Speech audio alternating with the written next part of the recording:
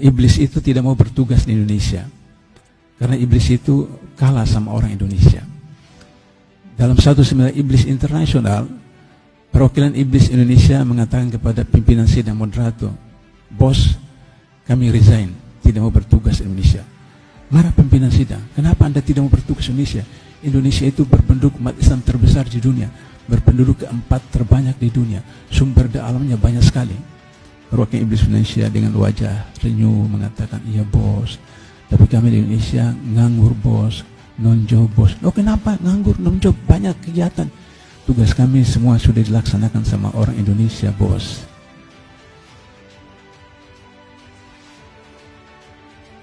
Satu indikator. Hari ini, dalam kabinet ini, seorang menteri punya 27 jabatan. Saya tadinya anggap hoax. Tapi ketika beliau sampaikan presentasi di Komisi Anggaran, pakai slide. Dan kemudian slide itu sampai ke saya. Saya hitung betul-betul 1, 2, 3, 27. Dan setiap jabatan itu ada peraturannya, ada kepresnya, ada pepresnya. Mulai dari urus laut, kemudian urus vaksin, urus minyak, urus semua 27 jabatan. Itu yang disebut dengan oligarki. Menguasai ekonomi, jadi juga menguasai pemerintahan seperti itu. Kalau soal kilometer 50, saya ini bukan orang FPI. Saya datangi itu keluarga 6 korban. Masya Allah. Saya tanya, "Ibu ada dari pihak pemerintah datang nggak menyampaikan rasa duka cita?" "Ada Pak." "Siapa?" "Babinsa." "Apa dia bilang?" "Dia kasih saya amplop." "Apa isinya?" "Ya mungkin uang." "Berapa isinya Bu?" "Nggak tahu." "Loh kenapa Ibu nggak tahu?" "Saya tidak terima, saya kembalikan." Seorang janda penjual gorengan menolak bantuan dari Babinsa karena akidah. Dia tahu anaknya dizalimi. Bayangkan, ini orang pilihan Allah. Karena itu saya melawan habis-habisan sebagai mantan wartawan dan mantan penasihat KPK. Ini kezaliman yang luar biasa. Alhamdulillah, satu persatu mubahalah yang saya lakukan sudah mulai terbukti. Jenderal Sambo yang membebaskan 2 anak buahnya di pengadilan, mereka tidak ditahan, mereka tidak dipecat, kemudian bebas. Dan Allah buktikan satu persatu. Saya undang Polda untuk mubahalah. Sampai jam 2 saya tunggu, tidak datang. Saya minta kepada 6 keluarga mubahalah secara sepihak. Dan mereka mubahalah. Satu persatu Allah akan tunjukkan seperti itu. Menurut logika, apakah seorang ajudan berani masuk ke kamar istri bosnya? Menurut logika. Tapi itulah skenario Allah untuk bisa kemudian membongkar kejahatan-kejahatan. Dan beliau adalah perwira yang paling muda, yang cepat naik pangkat. Hanya karena satu golongan dengan Kapolri.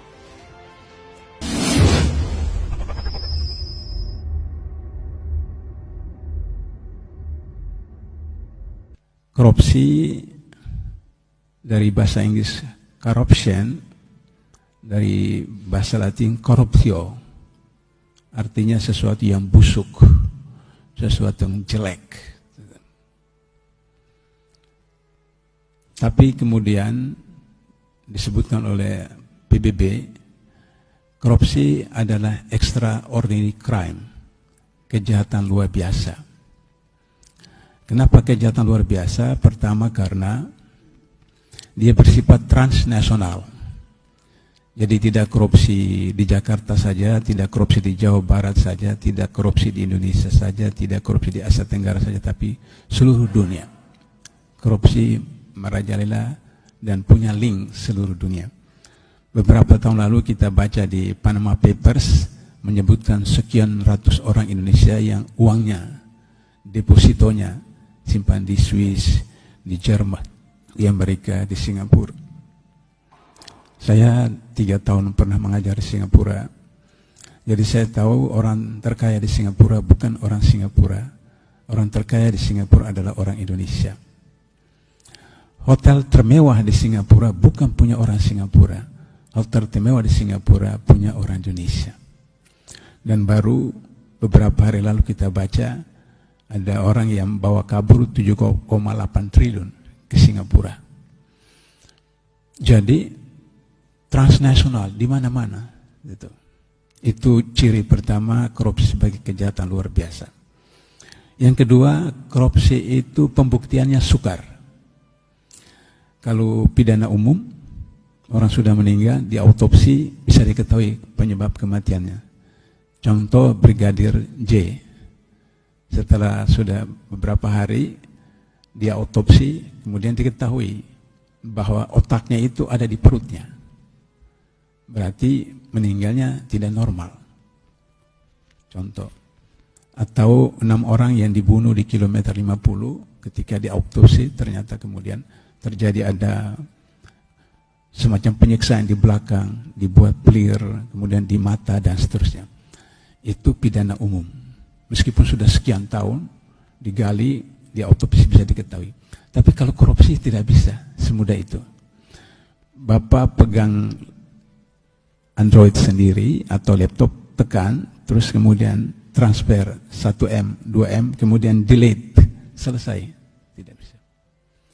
Karena itu maka ada PPATK yang tugasnya melacak kemana itu uang bergerak. Tapi karena orang Indonesia itu pandai, hebat, maka kemudian PPATK juga bisa dikebulin.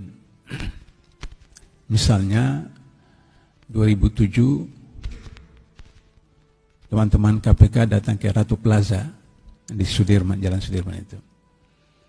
Kemudian ada anggota DPR dari Pulau Sumatera, saya tidak usah sebutkan partainya, dengan anak istrinya datang ke money changer untuk mengambil duit.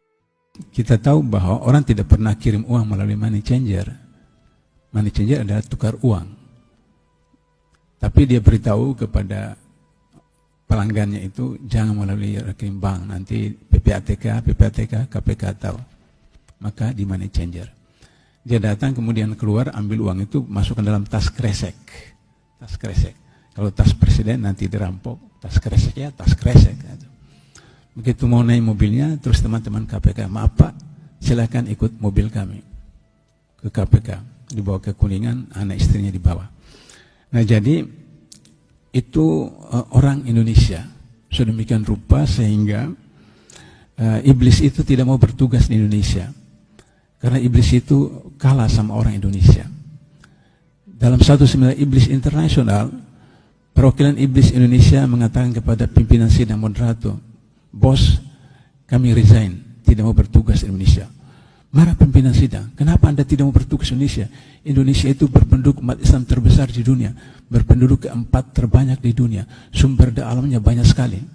Perwakilan iblis Indonesia dengan wajah renyuh mengatakan, iya bos, tapi kami di Indonesia nganggur bos, non-job bos. Loh kenapa nganggur, non-job, banyak kegiatan. Tugas kami semua sudah dilaksanakan sama orang Indonesia bos.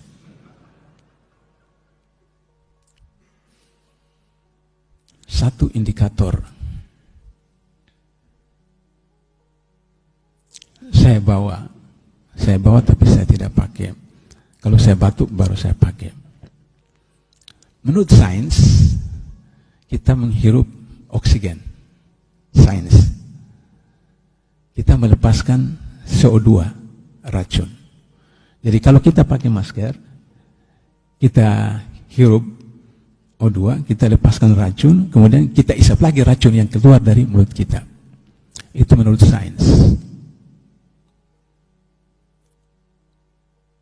Jadi, bagaimana bisa?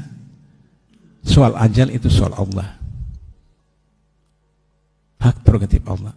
Tapi 700-an petugas kesehatan yang meninggal kemarin, tahun lalu, salah satu penyebabnya karena pakaian yang mereka pakai.